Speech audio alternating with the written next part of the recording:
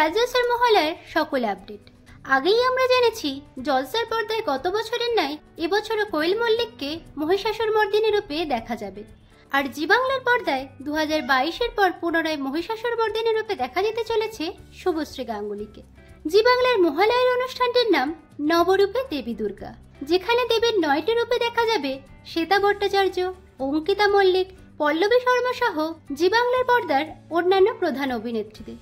এবার জলসার পর্দায় কোন কোন অভিনেত্রীকে আমরা দেবীর অন্যান্য রূপে দেখতে চলেছি চলুন জেনে নিই।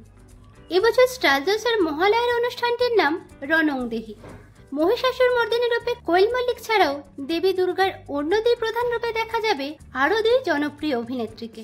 সোনামণি সাহাকে দেখা যাবে দেবী জগদ্ধাত্রীর ভূমিকায়, হিয়া মুখার্জি থাকছেন দেবী ললিতা ত্রিপুরা সুন্দরী রূপে, মধুমিতা সরকারকে দেখা যাবে দেবী কৌশিকী চণ্ডিকা রূপে, যিনি শুম্ভ ও নিশুম্ভের নাশ করবেন, এবং সন্দীপ্তা সেন থাকছেন দেবী দুর্গমনাশিনী দুর্গা রূপে, যিনি দুর্গম নামক দৈত্যকে বধ করবেন।